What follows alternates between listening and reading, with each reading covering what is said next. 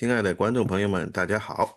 这里是虾山话事 h a s e o s 不知不觉啊，这里已经是我们的第5期节目了。三个老年男人，中年人，聊润的话题聊了这么久，也真的是孩子没娘，说起来话长啊。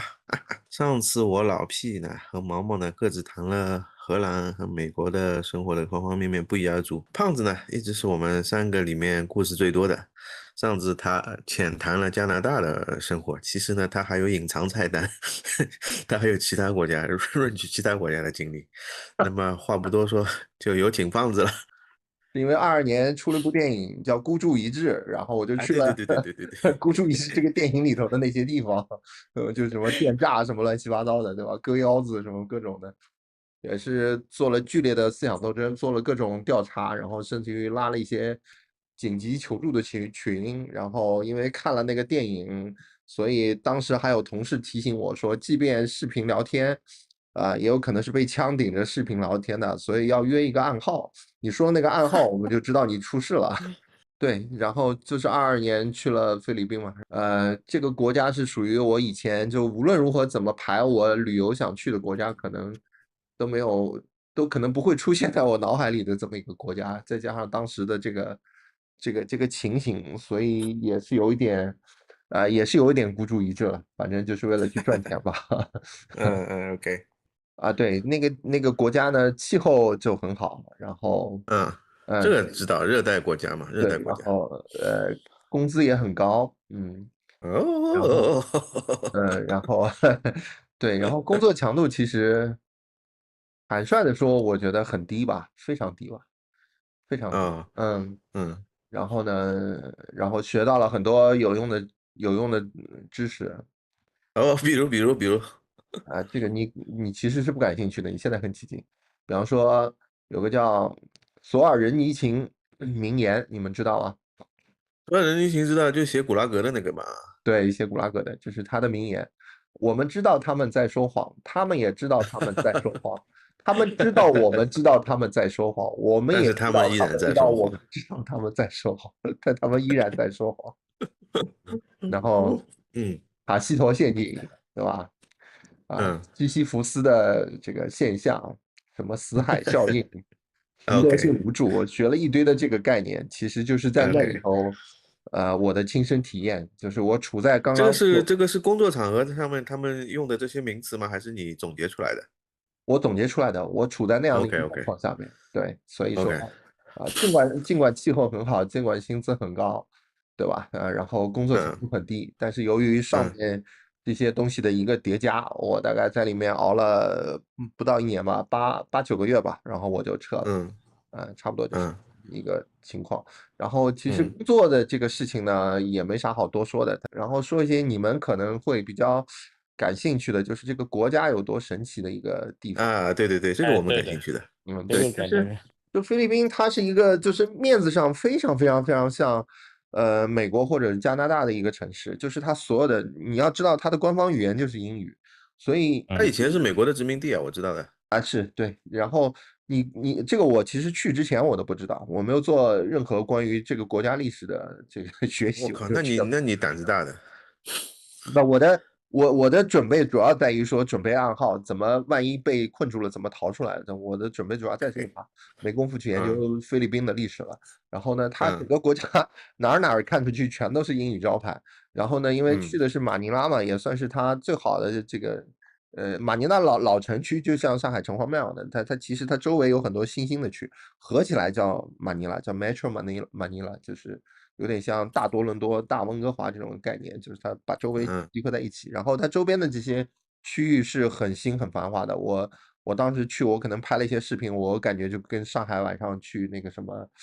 么新天地啊，什么对吧？南京西路的那些什么这种地方就很漂亮，，OK，这一期的富丽堂视频已经有了，皇。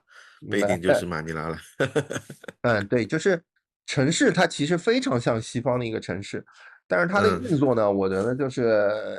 就是所有但凡手里有一点权的人呢，他都会把它用足，然后对，东南亚国家都是这样的。对，他会把他的权限用到极致，但是他其实并不是说他可能像日本人那样，就是他的这个合约精神非常足，所以他要完全按照这个合约来做，不是的。他把这个做足，只是为了要有一些额外的收入，他有一些小小的敲诈、小小的意外的收入。然后从对，你进入国境的第一趴开始，就海关那里，那对吧？他们还很有意思，公司还请了一个服务叫什么保官，还不是什么的，就是类似就是有人去跟海关的人做一些做好一些这个友好的工作，然后确保你政府公关。哎，对，确保你下飞机能顺利的出关。但还是出了问题，就是从下飞机的第一刻开始，你就开始体验这个国家很神奇的地方。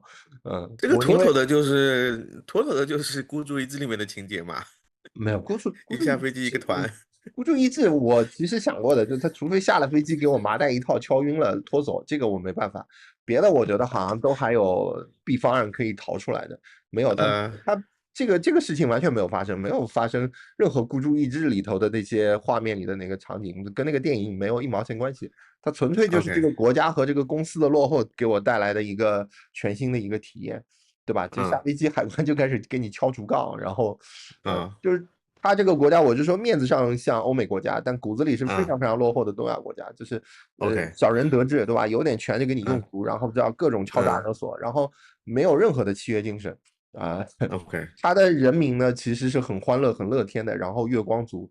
但是他们嗯，也真的是就是说谎不打草稿的，就随口就来，对吧？问你借个10万块钱，就说因为他妈妈去世了，对吧？可能过了一个月，他不还你钱，然后又问你借钱，说他妈妈又去世了，他已经不记得他跟你用过这个借口了，就是这样。然后你跟他指出说你妈妈上个月已经去世了，但是他也毫无愧意说对不起，那我换个人吧，就这样子，是这样子。这么夸张？对的对的，就是他好像就你是说。你说的这些是普遍的，还是你遇到的特例啊？应该说蛮多的，就我去吧，就是但凡混熟了一点的同事，说中文的同事，不一定是大陆的，那说中文的同事都会劝你说，当地的菲律宾人其实就整天乐呵乐呵的，也没什么坏心思，但是呢，基本上就不太靠谱，就是他答应你也没什么的事，好心思。他答应你的事都会做不到的，然后还就劝诫我，千万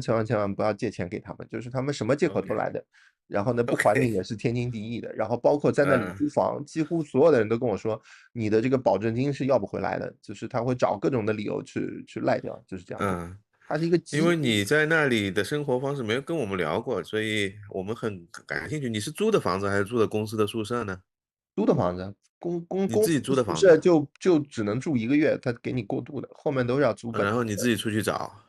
是的，就比方说啊？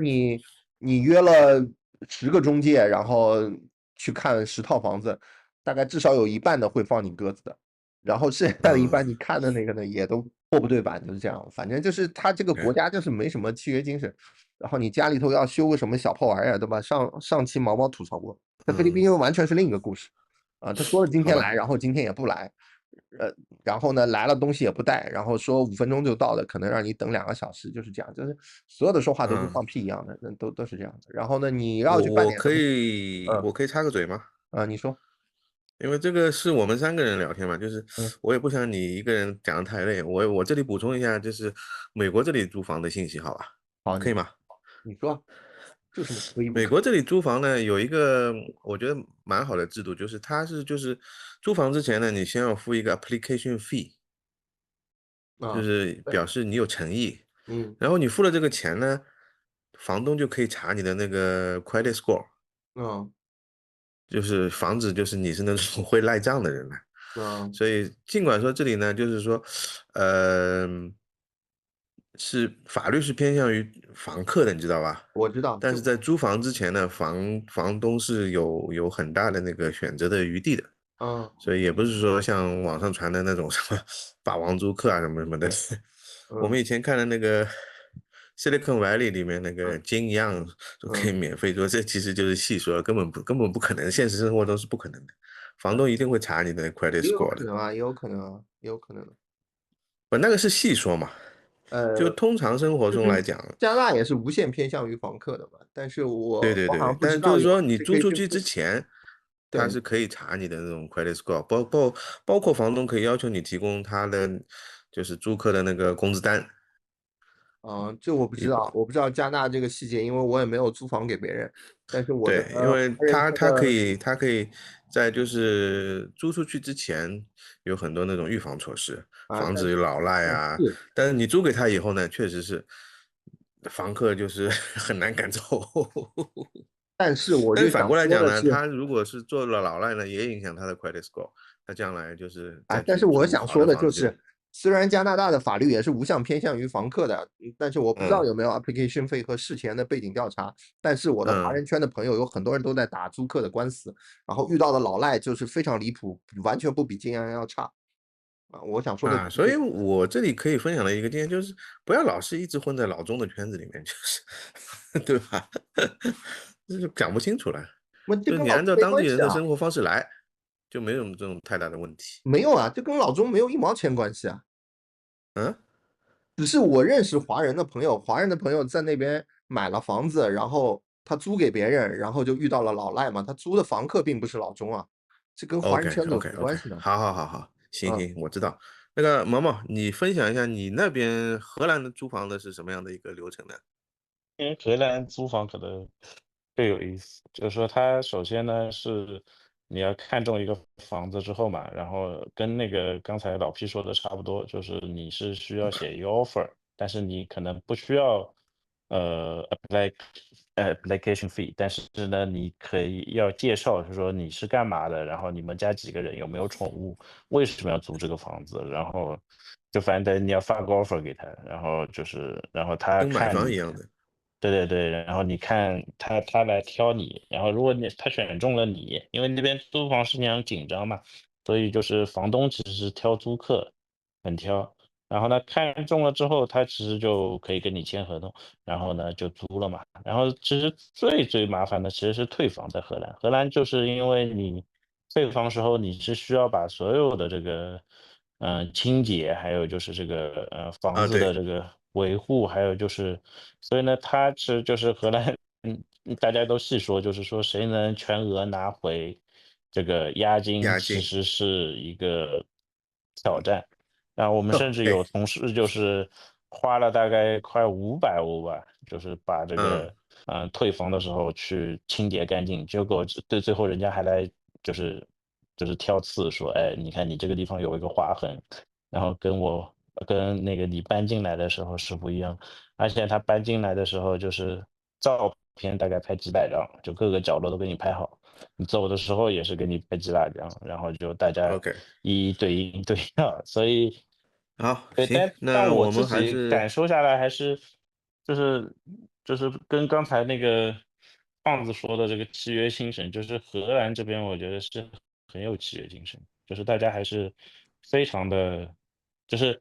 其实只要你做到，就是说真的就是退房跟这个入住的时候是一样的，其实大家也不会怎么样啊、但是如果嗯，有些问题的话，大家还是因为荷兰人嘛，荷兰 AA 制就是荷兰人发明的，对吧？所以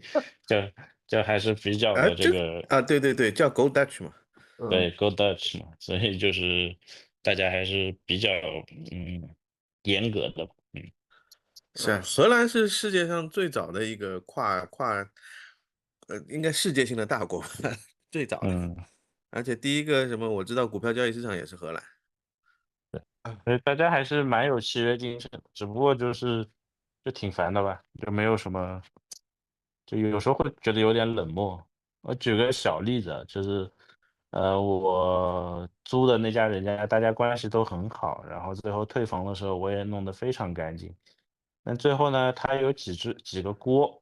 然后这几个锅呢，就是我烧中餐嘛，中餐它这个锅就等于底部有点烧黑了吧。但嗯哼，其实是可以洗掉的，然后他就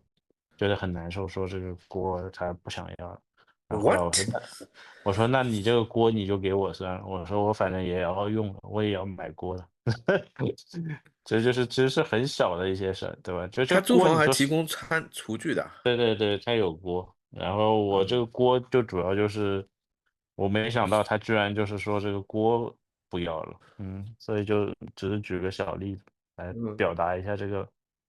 麻烦，行，嗯。嗯，这个那我们上还是切换回胖子吧。你这个算文化好的好的，冲突了，我觉得你这个算文化冲对，有文化冲突。嗯，OK 啊，啊，切换回马尼拉频道对吧？对对对，是的，是的。对，然后没有契约精神，前面也说了，然后还有一个就是你们上一期都很关注所谓的安全问题，我只能在对，这里暗笑了，对吧？然后嗯，对我在马尼拉见了可能比美国、加拿大多得多的枪，就是哪儿哪儿都是枪。哇，然后就比方说，我工作的那个地方，相当于你理解成马尼拉的华尔街吧，就是它那一路上都是各种金融机构、各种银行，它所有的银行就很好的地里头方了，啊很好的地方，对吧？啊，算是很好的地方嘛。那然后因为是一路上全是银行，一些我听都没听到过的银行，然后每个银行至少有2个荷枪实弹的保安，那个枪里头都是有实弹的。然后哎，这个不稀奇啊，这个在国内我们也看到那种荷枪实弹的人到银行去押送的呀。那他只是押送啊，他那个是门啊，口你执勤的保安啊，就24小时在那儿的呀。你押就送你确实保安随身带枪，对啊，对啊，我靠，这个不算完儿，这不算完，就是说，在马尼拉你进任何一个写字楼吧，你进任何一个写字楼全部都要安检，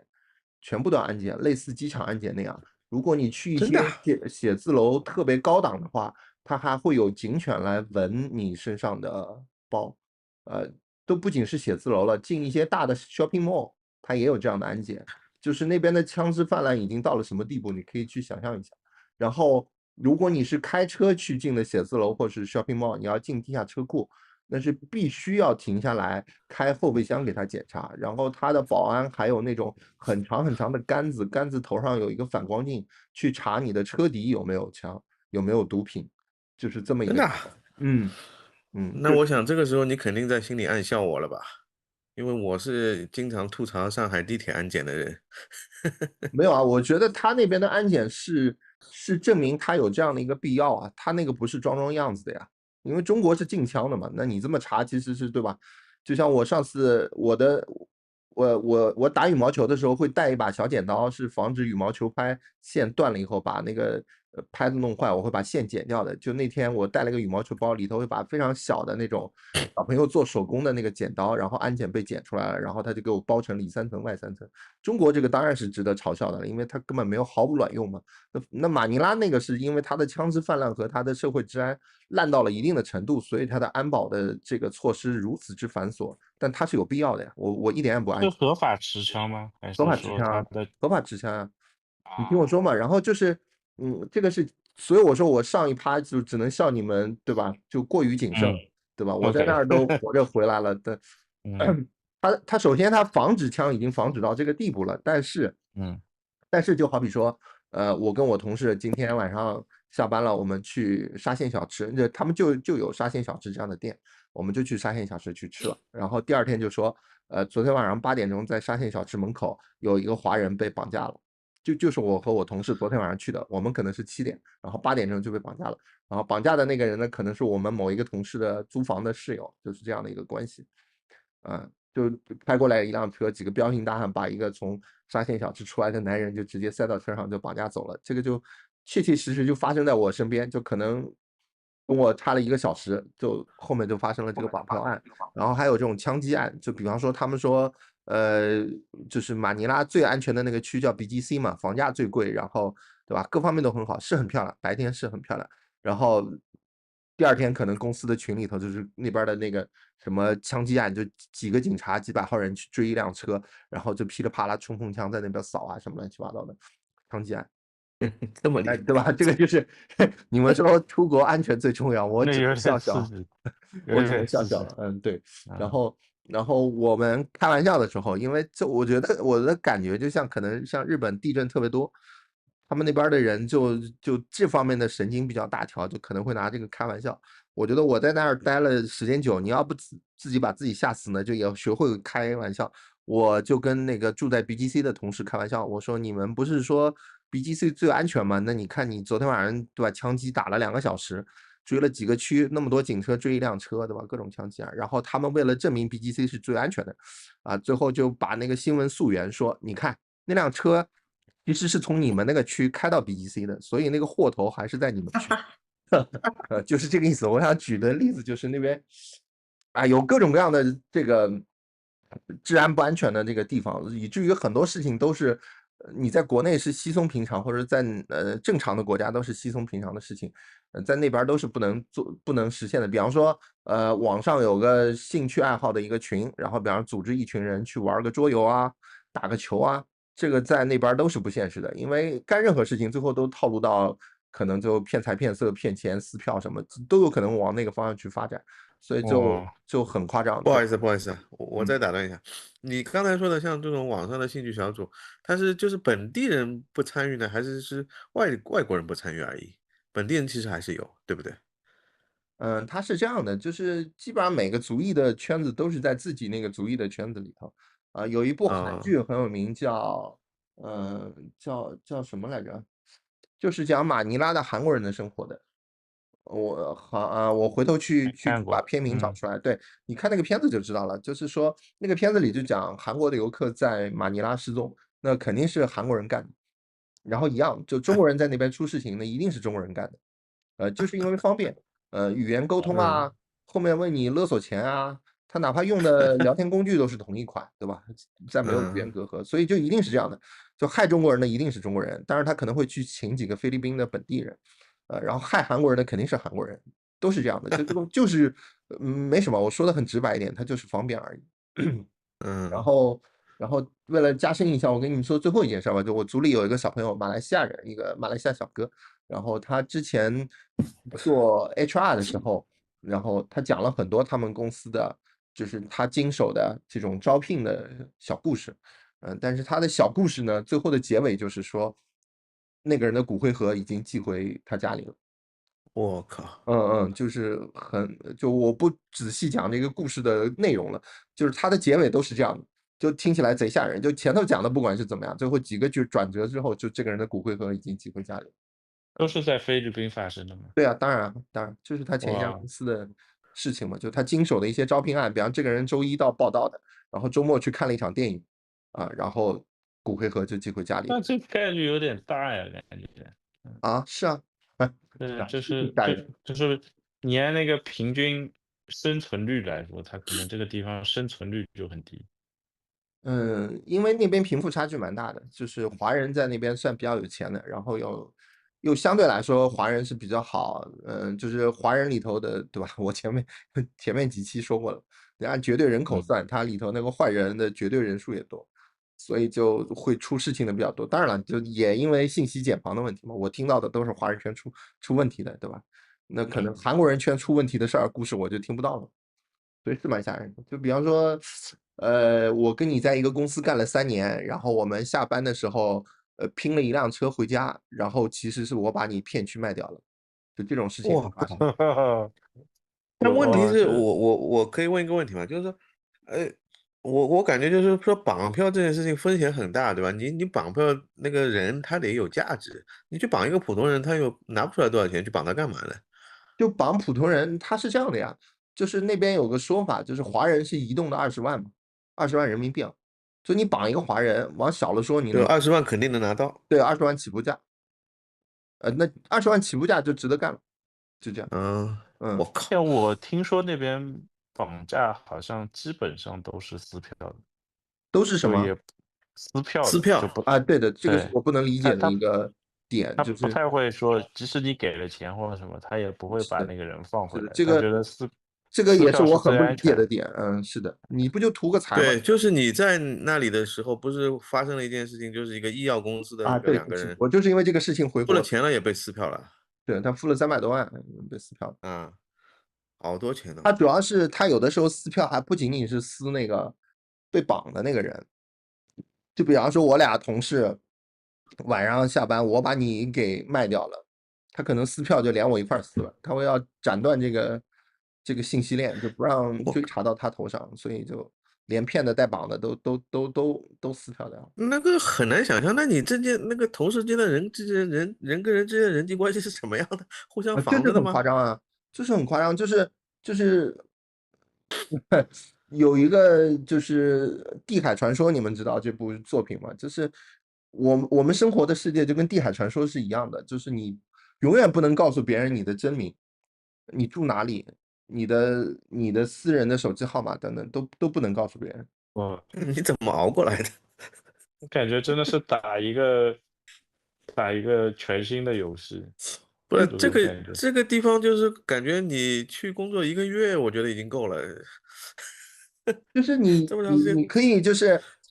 像我就是很宅嘛，就是上班回家2点一线，没有任何的就是多余的社会活动，然后那就是你小心翼翼的活在一个 hardcore 的服务器里头嘛，也是我操，能活的嘛，就是会很小心，就是会很小心。但是我觉得就是我说的那种社会面的危机，其实我觉得靠我的这种很低调的、很低调的生活方式，其实是能规避掉很多的。是能规避掉很多的，就是我不去任何的这种，比方说 casino 啊，或者是这种club 啊这种都不去，然后我就公司家里2点一线，但是公司里的前面说的那些，对吧？什么索尔仁尼琴，什么塔西佗，就这种事儿我就逃不掉了。其实是最后劝退我的是那个事情，当然一方面是因为你前头说的，就是有什么3个医药公司的人在这边被绑票了，然后家里头的对啊，这个反对的声浪太高了，再加上我自己在啊、公司里可能被精神摧残的不要不要的，所以就2个事儿加一块儿，我就后来就撤了嘛。对，但其实我真的觉得绑架撕票或者这种乱七八糟的事情，我自认为其实一定程度可以规避到一个非常非常非常非常低的一个概率的，不然也不会有那么多人在那打工了，我觉得。但是这种故事说出来比较有猎奇性嘛，所以我说给你们听。其实那些事情，呃，它不是长时间盘踞在我脑海里的事情。我听你这么描述，好像听上去概率不是很低啊，好像发生概率还是很高的。那都是有契机的呀，你想啊，都是有契机的。就这些人可能他还是可能社交活动稍微频繁了一点，或者他的接触的面广了一点。我就是一概没有上海这样的话说太跳了，太挑了，是吧？啊，就是你越活跃，你可能被逮到的机会就越多。你接触社会的这个触点越多，就越危险。对对，差不多是这个意思。就我已嗯，经过到一种极简生活了，对吧？我就想挣点钱。感觉你跑到那里就是去苦修的。我跑到那里就是为了给你们今天可以讲这个故事的。哎，嗯行行行，今天这期就算是特别节目了。我觉得这期讲完，我们那个润的话题也可以结束了。啊啊啊！以 hardcore 服务器作为了结，对吧？大家就太理对解吧。我感觉对对对，是，就感觉可能就是一个很明显的对比吧，或者说嗯是一些